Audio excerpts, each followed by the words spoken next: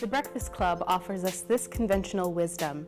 There are 5 types of people in high school: the brain, the jock, the rebel, the recluse, and the princess. At least that's how things appear on the surface. Indeed, the idea of archetype exists in this movie to be deconstructed. It tells us that these 5 categories don't encompass everything that someone can be, but these boxes are how the characters initially come to understand one another and come to be the framework that they use to realize their differences. Their presence as archetypes are what they have in common.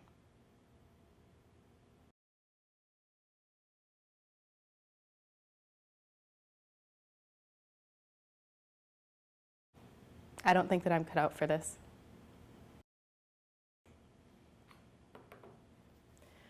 Well, this is terrifying. I tried to launch a YouTube channel in the past where I was a talking head in front of a camera, and I never thought that I'd see myself back here, but here we are. This is the story of how I failed in the most important project of my college career, and probably my life. It all starts with the fact that this is my senior capstone project, and it's pretty all-encompassing. I usually begin a senior seminar by saying to students, your capstone project should reflect but move beyond the things you've learned in the major, right? It should be an opportunity for you to take advantage of what you already know and put it in the service of teaching yourself things you don't know. Basically, this is the peak of my past 4 years of study at Wheaton College in the Film and Media Studies program. So to match those expectations, I wanted to create a video essay channel.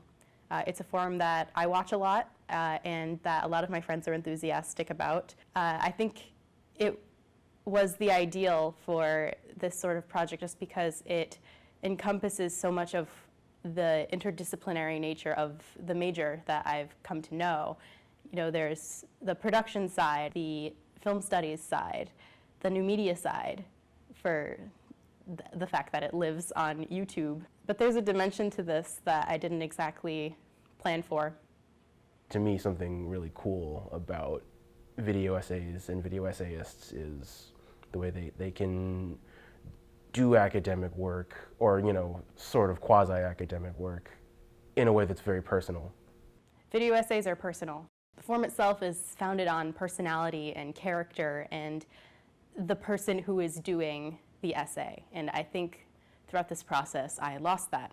Character is a pretty exact dimension of how I framed this project going in, but I'd be lying if I was saying that this is how I thought this project would go. But I still want to take some version of that balance, the personal and the academic and the narrative, to wrench this project into doing what I thought I set out for it to do.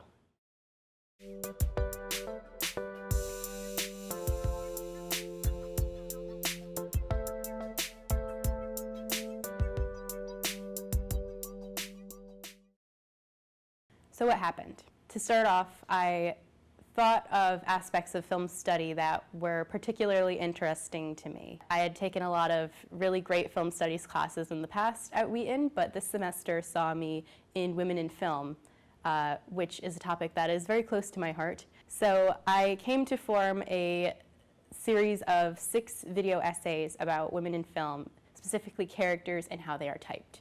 What was interesting to me about the project was it was more nuanced than strong women equals positive representation of women equals we have no more questions to ask, like that's all you need. And your project was sort of more nuanced about like how is this archetype deployed in ways that are emancipatory for women or not. So when I was thinking about sources, I was thinking about things that would help you evolve that nuance rather than just sort of saying like, you know, strong equals good, because we just don't want another like Mary Sue kind of thing. This project was 2-in-1. I was creating the infrastructure of the channel and, you know, asking for help with branding materials and creating social media platform accounts that would coincide with the content I was building in order to build an audience. And then I was building that content itself. I was undergoing a research process and trying to write the videos that I was going to be doing. Basically, I was building the house and the furniture at the same time, and this was supposed to come together in a span of 3 months. So of course, because you're like, I'll do both. these like two projects in one without treating them like they're two projects, because you're not easily daunted, and that's one of your best qualities. But at the same time, from the privileged position of someone who wasn't there week in and week out, like, okay, well, you also needed to do other things in order to pull this off. Like, you needed to know about copyright law. That's going to be important for later, but let's keep going. So with that weight, it quickly became apparent that the scale of this project was a bit ambitious, almost to a fault. If you were to ask me, like, when did it start to shift? It started to shift like late February, when you realize that in doing the research, I think it began with the research is when you realize that, like that the series as originally conceived was way too much to do in the time that we had left. And so it was scaled down to just launching a site about types, right, in film, and why that was a project worth doing. I brought in the topic of the channel to better streamline the research process and to aid in me finding a voice in the channel before focusing on a more specific topic. But that still posed its own set of problems. So I think one of the things that happens if you broaden out a project is that your responsibility, actually, you gain more rather than lose anything. You were looking at things that were film and television, for instance, that effort in and of itself requires you to be an expert then on more than one media at a time, while keeping track of what's hopefully a precise goal in mind. Sometimes I feel like I could do things if that was all I had to do. And it's like it's dealing with all your other finals, and then like tap ending, like stuff like that, like personal things, and then figuring out like what you're doing over the summer. Like, are you going to grad school? Are you getting a job? Or do you not know? Maybe you're just like traveling, like that sort of weight to any emotional side of like, if we're seniors and things are like coming to a close, like maybe I could have written this better if I was, that was all. It was your job. Yeah, exactly. If I was in like a stable place and that was my job, and that was my one thing. But it's because of this like whirlwind of everything that it seems, I don't know, it's like not less possible, but it's harder. Once again, I found myself struggling to maintain the balance. And in the midst of all this, another interesting thing happened where I was approached by two friends who were very into video essays as well, in order to possibly collaborate after graduation on a video essay channel. I was so mired in this project that I thought to myself, I just need to establish this. And I didn't anticipate the fact that taking on collaborators has its own set of advantages. I think that to do video essays and create online content well, you have to have a lot of time, and I think that any one of us, either as an undergraduate or a working professional in the next couple months, we're gonna be busy, and we won't have the time and brain space to devote to doing an undertaking like that well on our own, really, I think. I also think it's foolish to think that you can ever do something entirely by yourself. You can't even write a paper entirely by yourself. You need the assistance of like sources and things, which is, by and large, a means of collaboration. If I were to be like, no, fuck it, I'm gonna go do my own YouTube channel, it's not gonna be good because like I'm gonna be setting up all the stuff by myself and trying to like be in front of the camera too. That's hard. What I started feeling anxious about it was when we're coming into March, which is supposed to be the month when you're starting to do the video essays, and March came and went and there was no video essay, not one.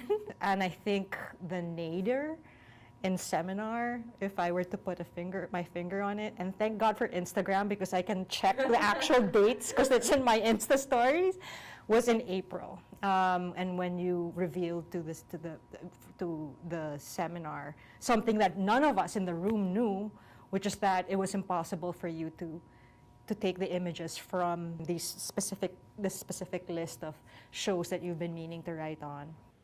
I'd been trying to figure out how to get footage for these essays for a while, and it may sound obvious, but in looking at sources from the University of Sussex about how to create video essays for academic use, I realized that I can't use material unless it's taken from physical media. Streaming services have a certain DRM, which is digital rights management, that prevents you from taking audio and video from their sites. It's also just very illegal to try and do that, so I wasn't about to try. So that threw a wrench into most of the content that I was planning for the channel, as well as gave me a whole new set of tasks to master with time that I did not have. It did not occur to me in the moment, like the sort of magnitude of the calendar for you, like that it was a little bit beyond just sort of like urgent. You know, it was no longer impractical. It was an hour or two away from impossible. And I haven't really seen you there before, so it didn't even add up. You know, even when you're working on a graduate thing, like a dissertation or something like that, and it's supposed to be all you're doing, there are always other things trying to suck up your time or competing for your time. So, you know, I think for me that oftentimes my outlines are overly ambitious, and they assume that I will be able to successfully prioritize my big project for months and months. And so I often run into trouble, even if I have a month-by-month outline, if I've not planned in like what I refer to as like breakdown time. And out of that, I broke.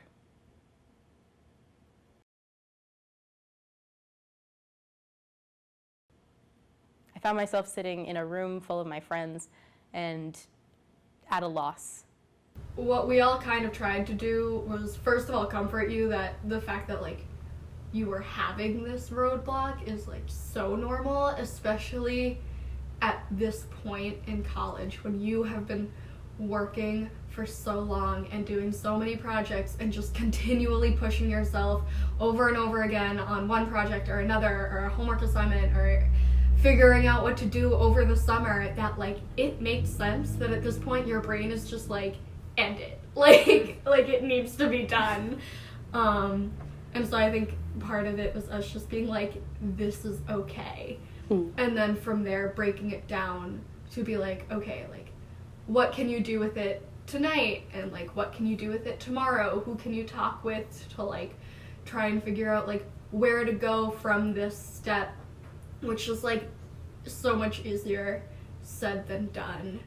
If I were to see the arc, it was in our last day of seminar, and I think, you know, you try to bounce back, like she created a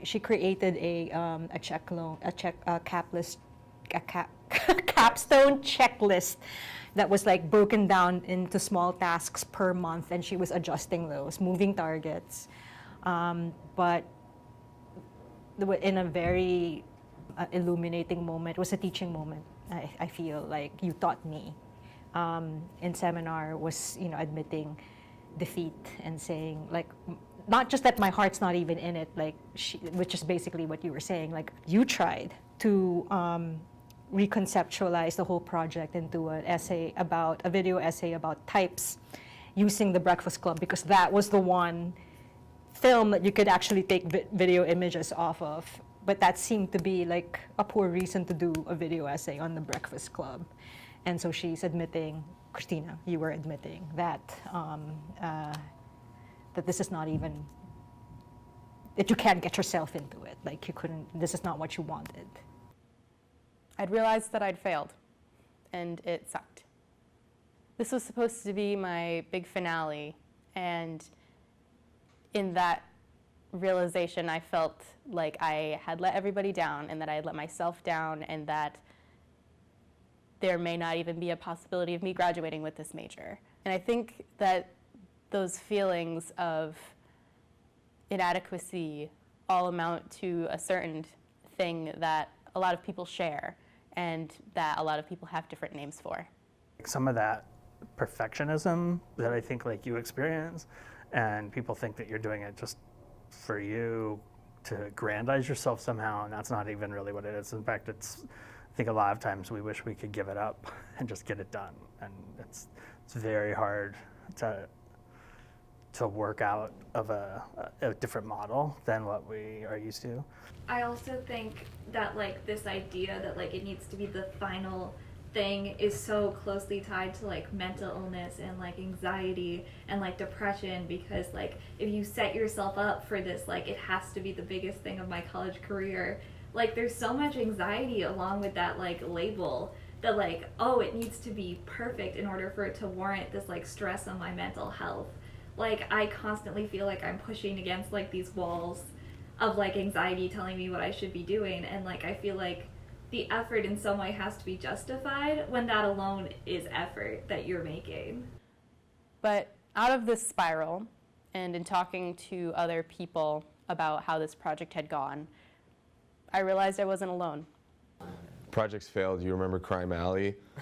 I shot the whole fucking thing, or at least 80% of it, and it's never going to be done. I was writing a thesis that was based more on my minors, which are animal behavior and biology. Unfortunately, I'm not finishing it because human research almost never goes as planned, and I didn't get enough participants.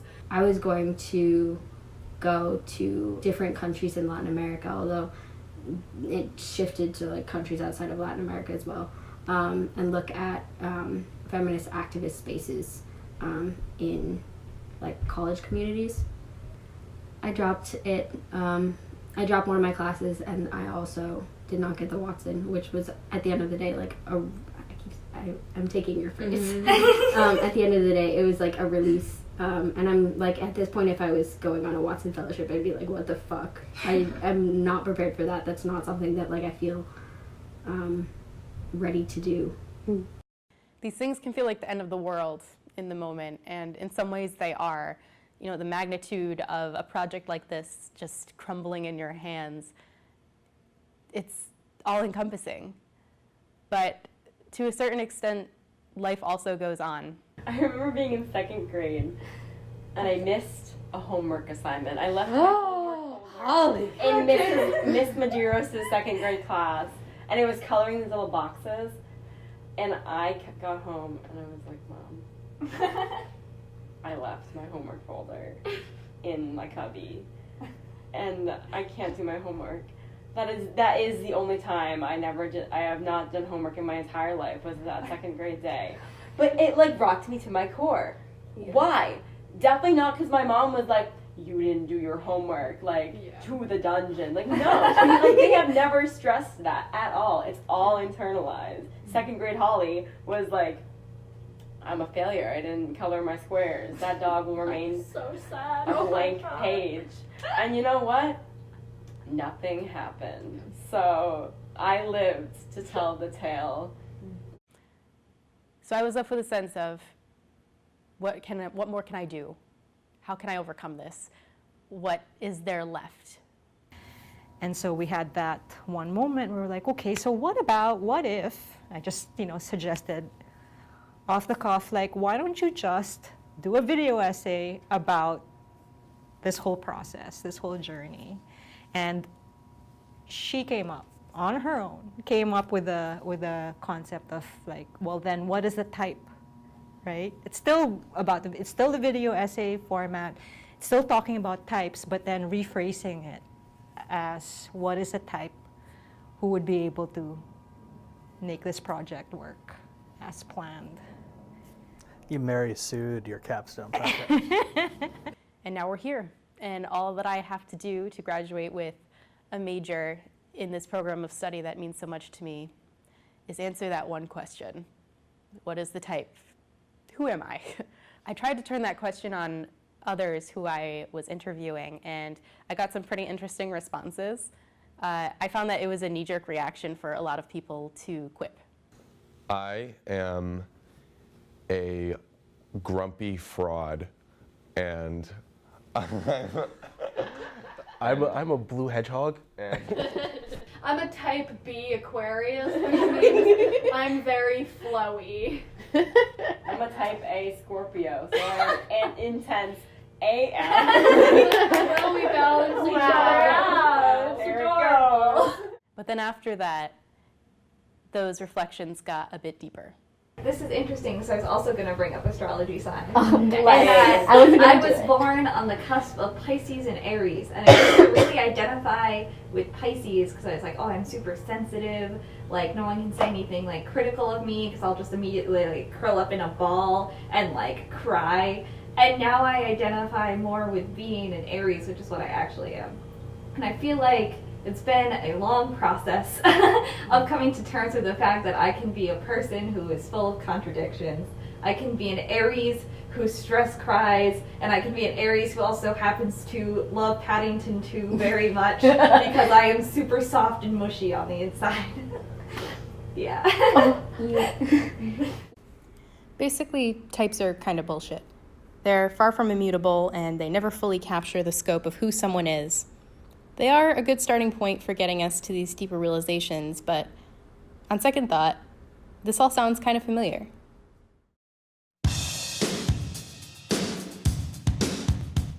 Dear Professor Espiritu, and Stenger, and Johnson, and Leventer, it feels weird to refer to you all like that, but for the sake of synergy, we're just going to roll with it. You have created a major that I fell in love with very quickly.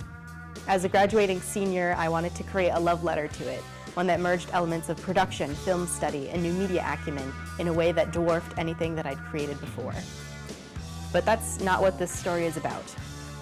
It's about the fact that I don't want to force myself into a project that I'm not invested in. I don't want to die over a less than perfect grade. I don't want to be dishonest about how I feel. And I don't want to just do a video about the Breakfast Club for the sake of getting something over and done with. The idea of this being a huge project is what paralyzed me. I don't want this to read as a cop-out, but this moving target has moved very, very, very much, to the point where, with a week left to spare, I didn't even recognize the project that I was working on anymore. But out of that, I had some raw conversations with people that I love, and that has helped me to arrive at something even more special. When you first saw me 4 years ago, I came to you as a Type A, work-in-progress, recovering perfectionist. In many ways, I am definitely still those things. But if this process has taught me anything, it's that self-questioning and soul-searching is, in and of itself, the biggest task that anyone attempting to complete a major project has to undertake. I find that I'm asking myself, who is the type of person who can do this project well? And while that type might change from day to day and see bumps in the road, I think that, for now, the answer is me.